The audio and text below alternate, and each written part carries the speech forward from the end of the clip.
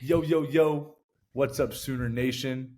I'm Danny Stutzman, and I'm here with my amazing co-hosts, Jaren and Jeremiah Hall. We are back for another episode. I know it's probably a little, lonely without us, a little, not as much energy with just the old guys, the old heads running the show. We appreciate what B. Willie and J. Hall and Nick did last episode, but, the fresh duo is back, and we're excited for another episode of the podcast on the prairie, presented now by Crimson and Cream. So that's pretty cool. That's what's up. Getting some sponsors out there. And another episode. Good to be back.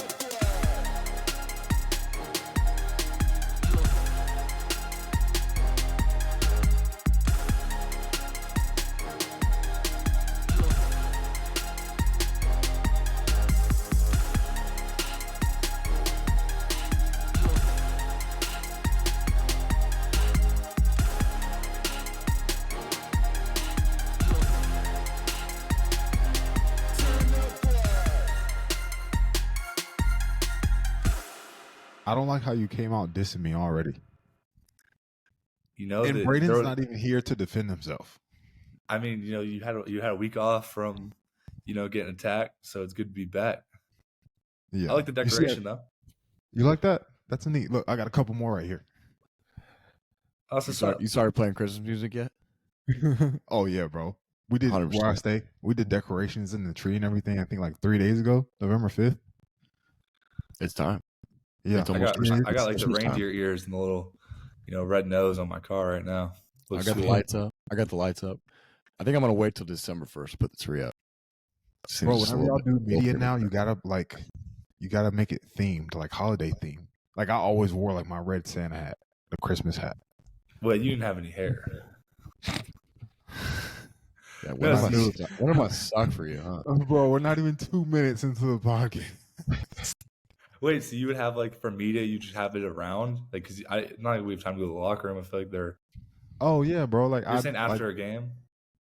Yeah, I just keep it around the locker. Like when we went to San Antonio, I always had it on me, like stuff like that, bro. Yeah. I'll do something like that for sure. I'll make sure it's in my locker for after this game. Have it on me. I got the idea from Dimitri. He was always good with the media, so I was like, I'm gonna be better than him. So yeah. I'm passing it down. I got a sick fur coat I'm gonna start wearing once it starts getting a little colder. Ooh, you really are a Kansas boy. Nah, it's not something you'd find in Kansas. It's like I can actually put it on right now if you really want to see it. But nah, we'll save it. We can move on. Danny, do they sell fur coats in Florida? No. I mean, probably some places, but like, why would you ever need a fur coat in Florida? Yeah, but maybe I'll get one. Maybe. I saw Barry Switzer's like old fur coat. That was pretty dope. So hey, what's y'all's take on like animals and like that whole situation? Like furred up. Fig, love me a mink coat. Oh my god, I love me a fur coat. Oh, bro, how's y'all week? Well, shoot, it's Wednesday. We're getting later and later on our recordings, man. We got to get back to doing them on Sundays. I mean, I'd be down for Sundays. We just don't know with B. Willie. I feel like that's kind of the. Yeah, I know, man. It is kind of tough. I feel like we wait for them all week, and then he's just like, I can't do it. Yeah, sorry, guys. I'm like, okay. Which is fine. Yeah, he's a busy man. All right, B. Willie. It's all good. Mama Reddick, I know you're listening. Tell your son to be a little bit more proactive. I'm not gonna lie. Let's be honest here. I feel like college players probably have busier schedules than NFL players. Bro. Of course. So, like, we can't keep giving B. Willie that excuse of, he's a busy guy. Because well, I mean, he's 2 hours behind us, though, too. Yeah, true. So I just give you even more time. Yeah. Because y'all didn't get out y'all were just in there till, like, what, 9:15? I got to the facility at 7 a.m., and we basically left at, like, around 9:30. So that's, like, 14 and a half hours. Yeah. Oh, yeah, speaking of, did y'all see the short clip of Drake? Mm-hmm. I'm in this facility 10 hours a day.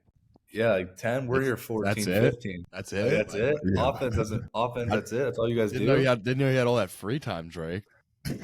Must be nice, dude. Like, wow. Like, I wish I could be there for 10 hours. Like, that must be what do you do amazing, all day, bro? Like, come on. Yeah. Bro, I mean, we did talk about this a little bit earlier in the season. The offense always gets out earlier than defense does. Yeah, 10 always. hours. Everyone's like, wow, like football guy.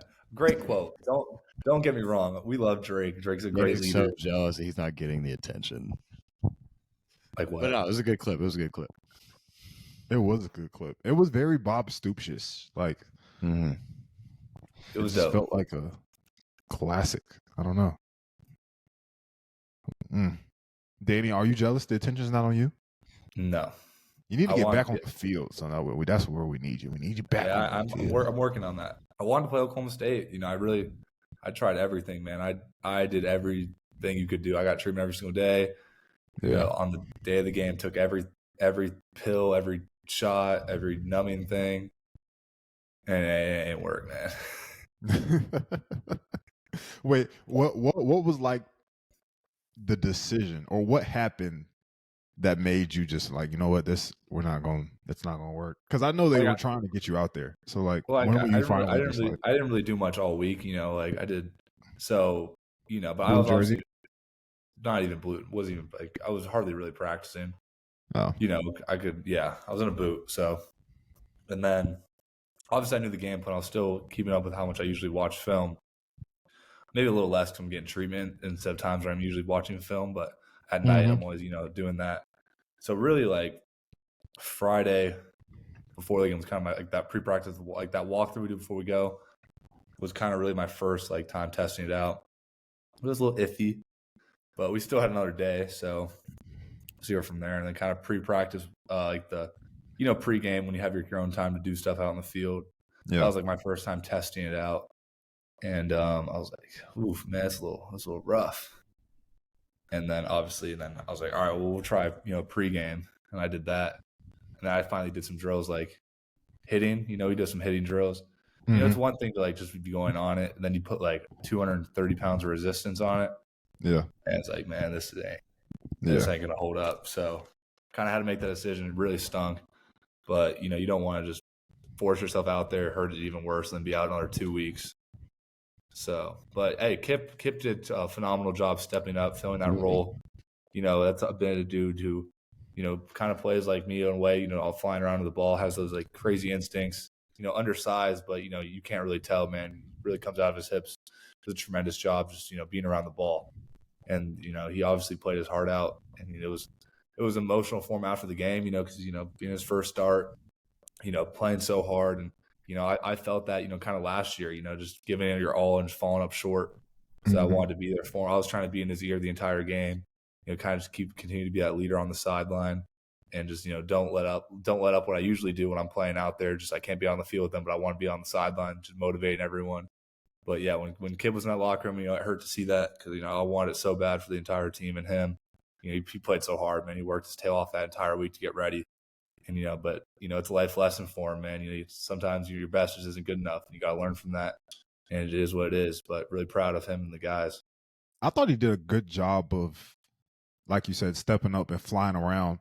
One thing I noticed, just as like an old head, the difference, and this is what me and B. Willie always talk about, just the instinctual aspect of it. Like he was there, but the difference between you and him is like that one step. That extra step of experience, But yeah, it comes with time for sure. I'm making those same mistakes last year. He's making some nice, to see him go through those little growing pains. It takes time. You see with Jaren too, like he's right there, and it's just something that comes with experience. Jaren, what was it like playing out there with Kip last weekend? Like Danny said, Kip's a baller, man. He has great instincts, flies around, comes out of his hips really well. It was awesome getting out there with him. I think he might be a little faster than Danny, so having that speed on the field is fun to play with. And then, pretty much just like Danny said. Kip also weighs 40 pounds less than me. Let's put that on the record. Yeah. So Danny's sneaky fast now. Don't sleep on Danny. A little bit more weight in my backpack than Kip. Yeah. But no, it was great playing next to Kip. He's ever since we got here, he's been one of our most committed dudes. He's all about the grind, flies around. It shows up on tape all the time, just flying. What's so funny? No, he flies to the ball. He flies to the ball, flies around, gives great effort when he's out there. Was something funny, Danny? No, I All love right. the way you're describing Kip doing a tremendous job. Kobe as well. Kobe also stepped up. Mhm. Kobe did a tremendous job. He got a lot of play time there. That's another young guy. Them three. That's kind of like the three musketeers, man, coming in last year and kind of just seeing the growth from all three of them. Kip, Jaren, and Kobe. It's really great. To see them go out there and just really play. Play their tails off, give it all they got, and see the growth from last year to this year it's phenomenal, man. Really proud of that hard work. Especially Kobe, dude, probably one of the smarter guys in the room. He knows kind of everything. Probably not the fastest, but he makes up for it with his game knowledge, and it's great to see him out there. He just playing, flying around, just with concrete in his helmet. Mhm. Just so the Mhm. fans, or just so our listeners know, Kip finished 15 total tackles, 9 of them solo, and then Dobie had the next person after that 7 total tackles, 4 of them solo, and then Kobe McKenzie 7 tackles, 2 of them solo. What was you guys' perspective on defense out there? Because honestly, I didn't think that you guys were doing bad. I felt like they made some good plays. Y'all made some good plays. What was it out there like? What was it on the field? Because I know as the game went on, the fans were a little bit frustrated. But what were you guys feeling in the moment? I mean, Jaren's out there. obviously, miss a couple plays there, miss a couple run fits down the stretch, and just at the end of the day, like you said, I didn't think we played that bad. Obviously, there's always little things to learn from and mistakes to correct, but kind of just what I just mentioned on just a couple run fits here or a couple missed assignments here or getting out leveraged. We clean that stuff up and it's a different game. But like I said, I didn't think we played all that bad on defense. Obviously, not good enough to win. So, Mm-hmm. Danny, Yeah, what were you thinking? kind of being on the sideline watching. Very very tough to just watch a game like that. But Yeah. I think defense had played with tremendous effort. They were always, it was probably our most physical game. When you're watching it, really attacking that running back. There was one play where we had a third down pressure and they ran a counter, and it busted for 35 yards. You take away Mm-hmm. that play, and he rushed for under 100 yards and 3 yards a carry. With 33 carries, that's not too bad, but that play happened. Kind of made him look a little bit better than. I think we did a tremendous job just stopping that run. Our run fits were pretty good with having a lot of younger guys, especially like Robert Jennings Spears, stepping up at free safety, doing a tremendous job, fitting gaps. But it is what it is. I think when it came down to it, we did really good. We had those 2 4th-down stops, which are huge, momentums. We had that interception, but at the end of the day, I think we're where we wanted to be defensively. When there's situations like that where we haven't backed up, we can't let up a score right there, especially a touchdown like that. Where we want to be defensively, that's something that we can't do. I think in the past we've been able to get away with it, but we pride ourselves on our defense. We want to be the reason why we win these games. That's just not good enough at the end of the day. I mean, obviously, Mm-hmm. offense has to handle their business. We still give them a chance to score and win the game, but if we want to be a great defense, where the Oklahoma is now known for their defense, and what we said that's what was our goal, then that stuff can't happen point blank. Period. So we still have to improve on that. We put a lot of good stuff on tape, but at the end of the day, there was still a lot of mistakes we need to fix and correct, and Yeah. that's what we're doing every single day. We've obviously made huge strides from where we were a year ago today, and every single day we're continuing to work on that. Guys are committed every single day with excellence, and we're just making strides, one day at a time. Mm-hmm. I'll get to the offense in just a second here, young buck. Don't you worry. All right. What's good, Sooner Nation? We are excited to have Crimson and Cream, the official NIL collective of OU Athletics, as a new presenting sponsor of the podcast on the prairie for the remainder of the season. Crimson and Cream recently announced the launch of their OU Ascend program. In addition to exclusive meet and greets and new content, merchandise, and events coming soon, members now automatically receive cash back on purchases at everyday retail locations just for supporting the Sooners. Whether it's shopping at Walmart or Target, buying tickets to games on Ticketmaster, or hanging out down at O'Connell's, your membership now provides more value than ever before. Crimson and Cream is running a giveaway promotion for 4 sideline passes to this upcoming weekend's game against West Virginia, as well as a $100 Hal Smith gift card. They'll be doing giveaways for cool experiences and prizes every month. So sign up at crimsonandcreamcollective.com today using the link in our bio. It helps the show and it helps the Sooners. Jaren, first time in Boone Pickens Stadium, bro. What was the experience like? What was the fans being right there on top of you like? Talk about it. Yeah, I mean that was something that the coaches kind of hyped up going into the week. It's a cool environment, a lot of energy, a lot of juice. With the fans banging on the pads and just being so close to that environment. Like the coaches said, they're going to be calling you out, they're going to be calling your family out, they're going to be saying all kinds of crazy stuff about you, and they're right there. And so, it's cool to play in a kind of a hostile environment like that. But at the end of the day, like I think it's pretty easy to kind of tune all that stuff out and just get really like immersed in the moment and focus on the game. But it's a cool place to play in. I admire you for saying that it's easy to tune all of them out because I didn't think it was always so easy. I wish that we could set a recorder there just right behind the bench, and just put it out on our own Twitter and just let all the fans hear what they say to us during the game. Like, oh my God. Like, I'd say Oklahoma State and Texas Tech are probably the worst hecklers when it comes down to the Big 12. Like I'm saying, like it's FU this, it's TCU last year was actually like probably worse than Oklahoma State even. TCU's student section was right behind the bench last year when we went to Fort Worth. That was a really hostile environment. Obviously we're getting our butts kicked, so it was kind of a little added on to it a little bit. But they were doing pretty much the same thing, calling everybody out. And I didn't play at all last year against TCU, so I was kind of like more listening to what they were saying and kind of I could hear it a little more, and it was kind of crazy, just from my point of view. I don't know. I like TCU's student section. That banging on the wall patch is weak. I don't think it doesn't even get that loud. Like I'm saying, like they hype it up so much. Like, let's be real. Like it's not like it's like doom the whole stadium does. There's like some drunk dudes here and there that are doing it. Realistically, it's not a thunderclap. It ain't nothing crazy. Yeah, I think Cincinnati got way louder than Boone Pickens did at any point. Like. But Cincinnati was crazy. It was kind of like deja vu. I'm not gonna lie. Compared to like my freshman year, 2 years ago, I was literally at the same locker as from like 2 years ago. And then my freshman year, I actually got a concussion on like the opening kickoff. Like they had like a wedge, and I was the wall breaker. Basically like the young guys are on the kickoff to destroy the wedge, and that was my job. It was actually, I think, the play they scored. They took the kickoff to the crib.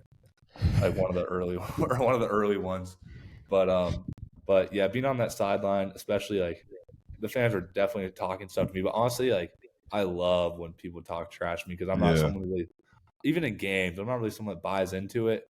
I'm more so like I laugh at it. I think it's really funny because I'm able to like turn my switch on and off, like within drives. Like if someone's talking like trash to me in a game, like I can turn that switch off, like joke with them, and like next play I'm doing what I do.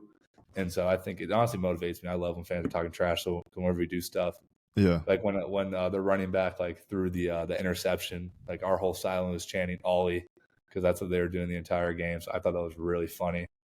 But I hope we see that team again. Honestly, it's still in the air. I'm excited to play that one again because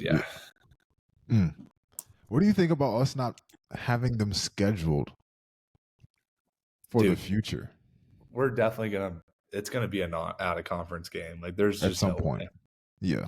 Dude, that's what I'm saying. Like, you can't get rid of it. I mean, not next year. It's one of the most dominant. I bet you within 3 years we're gonna play them again. It's not like it's just something that happens. I mean, Georgia and Georgia Tech play every year. They're in different. They're gonna make something like that happen. It's just a matter. There's no way. There's absolutely no way I can live the rest of my life listening to an Oklahoma State fan. But who won the last one though? Like, oh. Yeah, there's no doubt in my mind they're definitely going to pick it up. It's going to make way too much money, and college football is all about the money. They're not just going to let a rivalry like that, an in-state rivalry, just die. It makes no sense. Speaking of, I finally got your shirt. By the way, I should have worn it. Dang it, I slipped up.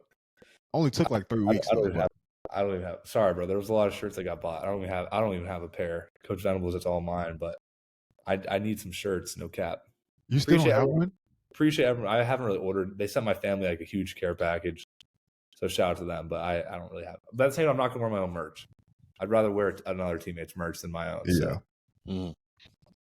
But Jared, hey, if you guys are listening, cop my merch. Would really appreciate it. Oh yeah. Link in the bio. Link in the bio. Hey, no, real quick. I'm not gonna say I don't like to harp on our guys much because I still know the guys. But let's talk about the offense for a little bit, okay? So I'm going to sum this up in just one play, okay? Or I'm gonna use one person. I'm gonna use one person. Drizzy Drake. Okay, I feel like this was the summation of our game. All right, Drake, 12 receptions, 134 yards. Okay, Was that a great career high? game. Do you know career high for yards? Huh? Was that career high for yards? Yeah. Career high. Yeah, 134 yards. All right, last play of the game. Roll out to the short side of the field, which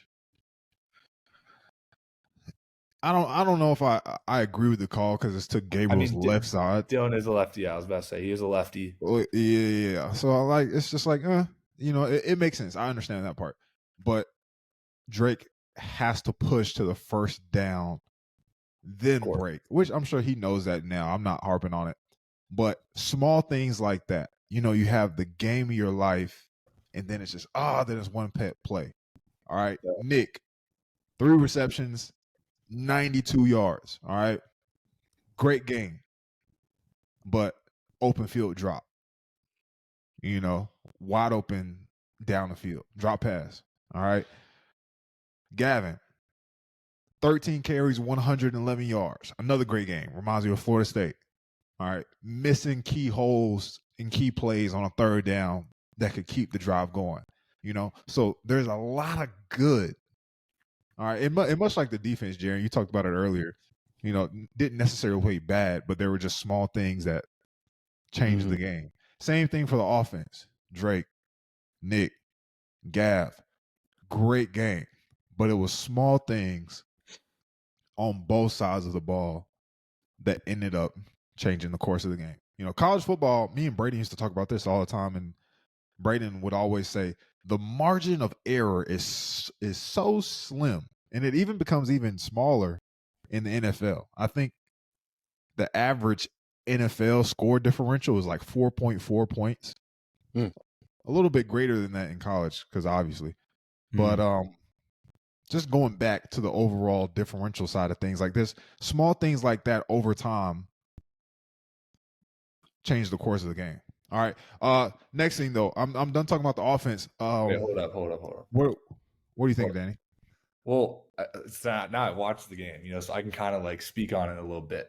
Oh, what you thinking? Well, I mean, obviously, you say that, but like mistakes are always going to happen 100%. I think, where we have to kind of improve upon is penalties and turnovers. We've been, up until these last 2 games or 2 losses, we were very good at not being penalized. Now we've had 19 total penalties in 2 weeks. That is true. That is, I mean, you got to play disciplined football. Obviously, mistakes are going to happen. Where you're playing football, you're going to, you run a route too short, you miss a hole, you miss a block.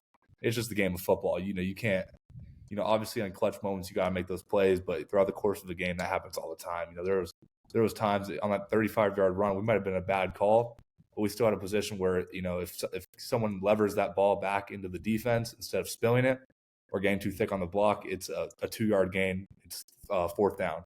And so that happens, obviously, but, penalties can't happen, especially pre-snap penalties. We've had a ton of offsides on both sides of the ball, and, that just has to get improved upon. Obviously, we're working on that this entire week, just being more disciplined. We said at the beginning of the year, if we can describe this team as a disciplined team, we'll be like a winning team. And that's just kind of something that's changed. I think we've been focusing on it. So we've been focusing on it this past week and even before. We just really need to improve on that. And then, turnovers. We got to win the turnover margin. Obviously, we lost it. I think we might have been even last against Kansas. Jaren, do you remember, or did we lose to them too? I think it was a wash against Kansas, and then we lost against Oklahoma. We lost, I think, by 2. We were -2, which is, it's very hard to do that. I think, you got to get turnovers and you got to take care of the ball offensively. And, it's 2 weeks where we haven't won it. And I think that just dictates, winning or losing. And I would like to say we outrushed them. So, we outrushed, whatever they got going on over there. All right, y'all. So, when I was at OU, I used to get all the gear I could possibly dream of, man. Now I have to get it just like y'all. The good thing, though, is that the podcast is sponsored by Home Field Apparel. You've heard us talk about Home Field Apparel ever since the start of the season, all right? There are a lot of college apparel brands out there, but we wanted to partner with Home Field Apparel because their designs are the best out there. You got the Play Like a Championship t-shirt, the vintage quarter zip, the roughneck shirt, and of course, the 2023 Softball World Series Championship t-shirts, baby. Be sure to go to homefieldapparel.com, filter by Oklahoma, and see what we're talking about. It's imperative that you look the part on game day, and Home Field Apparel will make sure you do. All right. Our listeners get an exclusive deal using the code Prairie23. Y'all know what it is. That's Prairie23. That gets you 15% off your first order. Find what you want, add it to the cart, and use the code Prairie23 for 15% off. We know you're all wearing Sooner gear, so if you're in need of a refresh, we really think you should re-up using Home Field Apparel. Their designs are super unique, and a lot of thought goes into each concept. There's really nothing else on the market like what Home Field is doing. So find them at homefieldapparel.com, and again, use the code Prairie23 for 15% off. Wrapping things up with Oklahoma State. The non-penalty on Drake. Did y'all see that play? Yeah, man. I saw it 2 years ago too with T West on the other side of the end zone. I saw literally the exact same play. All right, T West. All right, that wasn't called. All right, early in that game 2 years ago, same thing happened with Mike Woods. It was called, but he wasn't tackled. And here I am looking at this game, and Drake was tackled in the back of the end zone. Like, what? Definitely one of the most controversial calls of the game that's been widely discussed on the Twitterverse. Yeah, that one and Coach V, Coach V's on Sports and Mike. That was crazy. The ref literally picks up the flag. Coach V says like 2 words, and then just picks it up as he's picking, just rethrows it. That was crazy. Super sus. Like looking at the angle, wild. I saw the angle on Twitter. Like Coach V opened his mouth and the flag came out, and it's like it was almost like the ref was waiting for him to say anything, and it was I don't know. And then there was that clip of their coach, running up to the ref and screaming. Like, that's wild. But hey, honestly, we're leaving the Big 12. That's kind of what you expect. And at the end of the day, you can't rely on penalties to win you a ball game. You just gotta play better throughout. So we're not in those situations. We can't. If we're a great team, we can't rely on that type of stuff at the end of the day. Obviously, it does suck. It's terrible when that happens or a missed call. Drake's definitely catching that ball. He still caught it. That's the best part. And we just can't try and get bailed out. You can't rely on penalties to go win you a ball game. Mm-hmm. So, hey, totally off topic, but Grinch, Riley, crazy. Any comment? Hopefully Coach Odom has some job security. I love Coach Odom. He's the reason why I came to OU, and he's a great coach. He knows what he's talking about. He's legit. Maybe we can get back over here. Real quick, I wasn't expecting you to say that, but I just want to point out that was a great response because I feel like oftentimes we forget there are actual people and families behind these decisions. No, dude. Yeah, if I can harp on Coach Odom, dude, when it was the bowl game and it was really just Coach Stoops and it didn't really matter for any of those other coaches. They knew they were probably leaving. Coach Odom took full control over that bowl game. He was helping out on special teams, defensive game plans, and he really cares about the university, man. He didn't want to go at all. He's someone that was an Oklahoma alum and just loved everything about it. So it's really unfortunate. I don't even think he really wanted to go to USC, but that's none of my business. But I feel bad for Caleb. Obviously me and Caleb are pretty close. We still communicate. Pretty much after some games. We text after. I text him after that Utah loss against Washington. It's tough for him, but it is what it is. I guess he's kind of used to it. Yeah. I don't like how people are ridiculing him about his expressions and emotions. Like, people, let the kid go out there. People forget he's the best quarterback in college football. Like, he's one of the best. Yeah. Like, he's a dude. The type of people, I'll say this. I was talking to one of our guys on staff about this the other day. It got brought up. I will say this: when you have gone through what a college player has gone through, and you go through the summer workouts and the grind of a season, you can relate and understand why that moment could be so emotional. And it's the people that like don't really completely understand, the man in the arena aspect of it that are harping on him or saying that he's soft, man. Like I don't know him personally, but like you can just tell that's a dude that has so much passion for the game and puts everything he has into every snap and everything. And so when you do kind of like what we were talking about with Kip and why Kip was so emotional after the game, when you put so much into a game and put almost your all into a game and you come up short, that's a really hard thing. It's part of the game, but having those emotions that come along with it is just something that a lot of people actually just don't understand. And so that's just my take on it. Especially when he sees his mom and like that clip that went viral when he saw his mom in the like in the stands. Yeah, it's hard, bro. I hate to see him get like, hate for that because like realistically, like half the dudes that lose the game are in the locker room doing the same thing. And, your mom on the sideline, like half the players are doing the exact same thing, just in the locker room, probably even like worse, like weeping and stuff like that.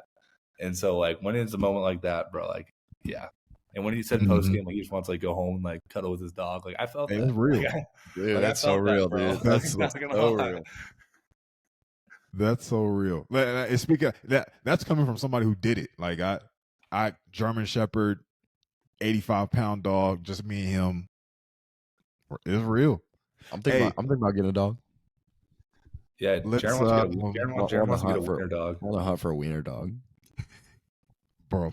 I think there's around the world before y'all say something dumb. Around the world in college football. Hey, so we're ranked 17. Any comments on that? I could not care less. I couldn't tell you one ranking that we've had all year. I'd never even look at ranking because at the end of the day, why does it matter? It doesn't. Like if you win your game, you'll handle business. Couldn't care less. Yeah. Fair statement. All right. New week, West Virginia. I'll be there. Not that that's important or anything, but what's the mindset like? Not only is this a loss, but it's back to back. All right. How are you guys approaching that? Danny, have you said anything that you care to share on the podcast? Jaren, anything you changed? Anything you've realized as a young guy becoming experienced, you're developing into a leader? How are you guys approaching this week? Any different? More so the same? I'd say it's more so the same. Coach V mentioned it. We're not defined by any win or loss. And I think it just goes back to our process. We're going to do what we always do. Win, lose, or draw. We're going to fall back to our process and the grind and the preparation it takes, and the wins will take care of themselves. And it's kind of like what Drake mentioned. Like we could be 0-8 and it would be the same for us. We love what we do. We love putting the work in. We love staying late, watching film and doing all this, taking care of all that, and the wins will take care of themselves. Hey, that was a great answer than your interview last week, by the way. Compared to, what did I say? I don't know, but it just sounded way better than your interview 2 weeks ago. I'm not the best interviewer. How I see that is, kind of you say you got to like keep the process the same, but at the same time, you've been a part of some losses that happen and how some dudes kind of, think the season's over and already have that like mentality, which, it's human nature. It happens. So, you kind of have to be on top of that and like, look, like obviously what we have done these past like 2 weeks weren't good enough. You got to say the process, we have to do the same, but obviously it's it's somewhere in that formula, someone didn't do what they were required to. Someone didn't do what they did at the beginning of fall camp or those week 1 and week 2s where how hard you were really going. So yes, we're 0-0 every single week. The process doesn't change, but at the same time, it changed the past 2 weeks because we fell short and we weren't good enough. And so, we really just need a deeper buy-in from the guys. Like, look, if you don't want to be here, bro, don't be here. We will find other people that want to play for the University of Oklahoma. So you really got to buy in now and really, it's really moments like where you got to buy in, really see how bad you want this because, we still want to win, but there's still all the goals we can accomplish. I guess we're limited from college football playoffs, so I guess that's not a goal on the table anymore. But at the end of the day, we still can win a Big 12 championship. We need to win out. We still can get 10 wins, but we got to get 8 wins first. So we got to do everything we can. We still can get 10 wins, but we got to get 8 wins first. I like that. We talked about it a couple weeks ago on the last podcast you guys were on. I think that I mentioned the season doesn't feel like it starts for real. The great ones, anyways, until after you beat Texas. Mm-hmm. I've never beat Texas and Oklahoma in a season. Mm-hmm. How long can you pay attention to the little things, the details? You know, and quite naturally, it has shown up. I didn't think that it would show up, in two losses back to back, obviously, but this is just the reality of what we talked about before. It's not only, the start of the season, but it's the middle of the season. It's the day to day. It's your grades. It's taking care of your body. It's showing up and making sure as you execute as a Sooner, like really, because you're gonna do it when you get to the NFL. Ask Braden. I wonder, like, as a matter of fact, let's just take a second. How do you think Braden feels about his schedule? Like, y'all are on what? This is what, week 7, 8? No, Week 10. Week 10. 10. I'm sorry. Week 10. I'm tripping. Braden's not even halfway there. Yeah. No, So it's then tough, it's like, dude. I mean, 100%. At the end of the day, obviously the NFL's more, but man, these classes I'm taking stink. like I feel like I'd like it a little bit more if I wasn't taking these communication classes. I could right now. definitely play double amount of games. I was just If I wasn't taking school right now. yeah. If I didn't Let's have talk to about that. go to class. Let's put football down. How is school going, guys? Your students as well. I forget about that sometimes. Class. Oh my What? gosh. Look, all right. We're literally talking about this today. Like this is the cold hard truth. Make sure y'all remember now. You just say your communications major, so you don't have much wiggle room. I I'll understand change that. This is like I don't even know. It's like a filler. I'm staying with my communication. I'm in too deep, and I'm going to graduate a semester early. Hey, I wanted to try and get a year early, but it was tough because I switched to communications so late. Like, look, I was part of the 3.0 club, so like, like I have a 3.0 GPA. When I'm speaking from here on out, remember I have a 3.0 GPA, so I'm not a total bum or sleaze in the class. I'm qualified. Like, look, I'm passing my classes. Don't get me wrong, but look, this fall, like in the spring, is when I get my grades real up. Spring and the summer, that winter class, those are really my GPA boosters because look.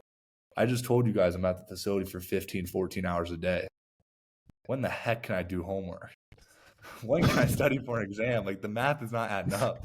Man. Like, realistically, yes, I could be studying for, like, my exam, but I'm recording this podcast right now. Like, hey, wait. Hey, what type of exams do you have as a communication major? Some group project, I guess, or, like, write a paper. But, man, like, it's, like, all right, obviously my workload's probably not the most, like, the hardest. Yes. Not the craziest thing ever. We have guys on our team, like I was talking to Zach Schmidt earlier, who, if you guys don't know, he's a biochemical engineer. Oh. And there's only 27 people with that major in OU right now because it gets, like, so filtered out. And he said probably 3 more people will probably have to change their major because of how difficult it is. And so he's really balancing out. And then he also, on top of that, wants to go to law school to become a patent lawyer. So good for him. It is possible to do that 100%. You can be a student athlete. He has like over a 4.0 GPA. He is very studious. There's a lot of guys on the team like Hayden Bray. I always see him doing like schoolwork, and Pierce Hudgens and Owen Heineke. These dudes have phenomenal grades. They are very smart, and they manage both.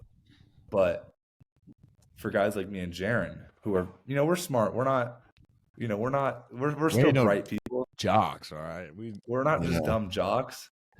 But when I'm watching film for like 10 hours, 6 hours a day, like, look, like that's like me studying for my exam every single week. Let's be realistic here. I care about my grades, but in the fall, it's just another type of monster. It's so hard. Like the spring and all that is when I really like learn and like worry about getting the A's and the B's around. I'm just trying to pass.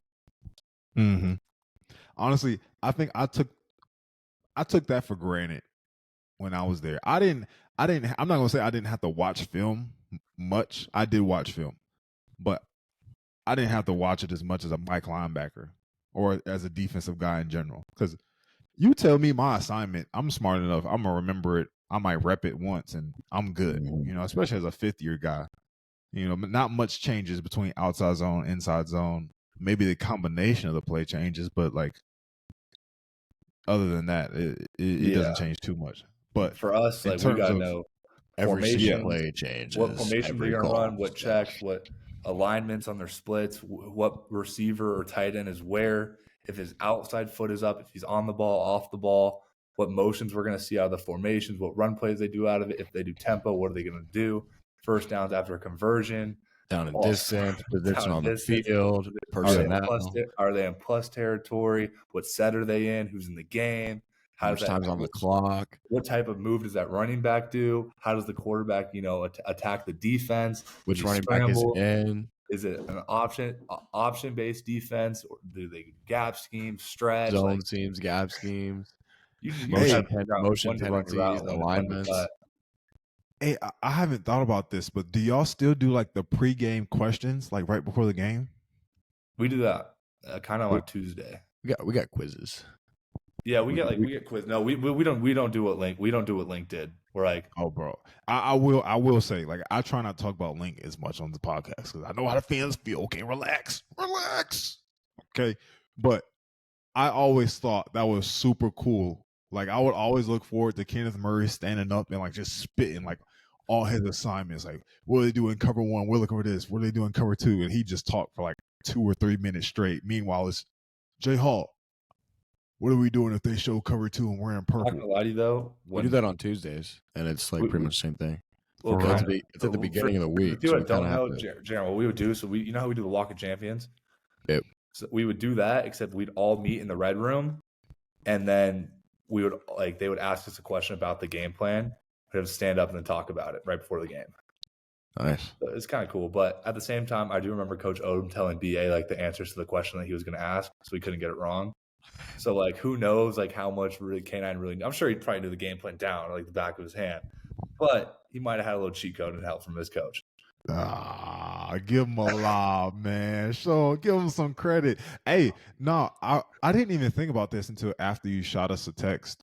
You missed Florida's finest last week.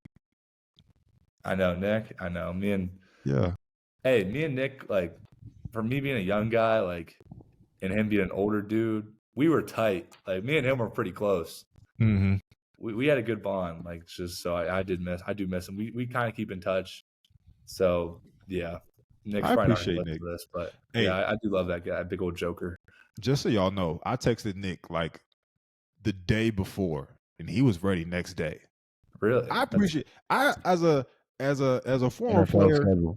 Yeah, you know, like I appreciate small stuff like that. You know, just not too good. You know what I'm saying? Like, no. Obviously, there have been some people that have not been on the podcast, and I'm not gonna name everybody, but I wish we get some more participation, man. Jeez. Anyways, let me get out my feelings, fellas. How y'all feeling about this week? Yeah, West V. So, hey, West V is another team, kind of heavy based off the run. Pretty similar to Oklahoma State in terms of what they do offensively. I don't really know too much about what they do defensively.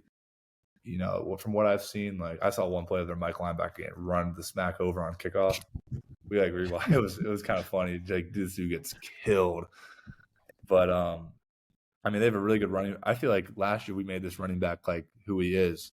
Mm-hmm. Who was that? Who was their running back? Their quarter? Not did I say quarterback or running back? We made their quarterback like who he was. We gave him his name because they had who was that dude who was at USC, then Georgia, then he went to West Virginia. Now he's at Rice. Who was that dude?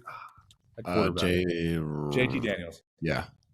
Right. Yeah. So JT Daniels, and then we were going stupid on him, and they put in their backup, and then he went stupid on us, and now he's been a starter ever since. So we kind of gave him his debut. He's a good player. He's a good player. Very mobile quarterback. We didn't really see that last week. He's the type of quarterback that goes in the NFL and then turns into like a slot receiver. He's a little Julian Edelman. Yeah. Coming out of college as a quarterback, just plays slot. Dude can move.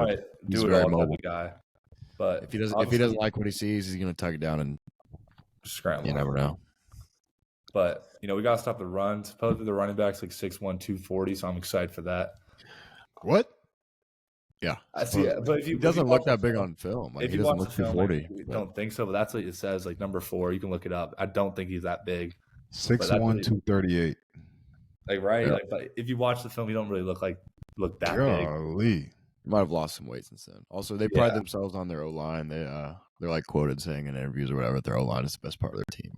So, which I enjoy a challenge. One of y'all got to stick them, set the tone early. Yeah, I mean, that was kind of the plan. Yeah. That's a big body. Like, I don't think that's like above average for our listeners. Yeah. I'd say it's almost too big.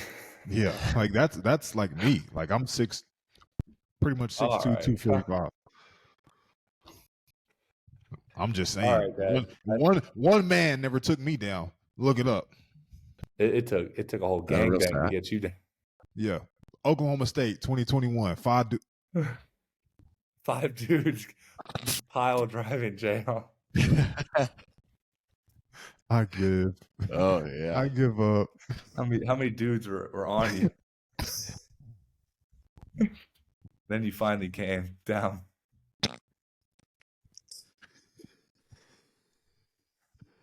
When J-Hall gets the ball, we're gonna need a lot of dudes to come to get.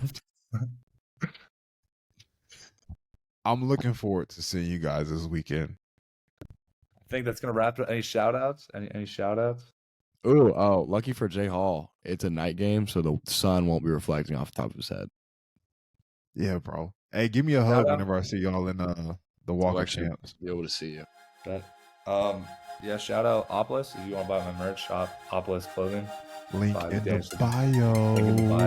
Link on Jeremiah's face. All right, y'all. That's all we have for this episode of the podcast on the prairie. Appreciate y'all for tuning in. We out.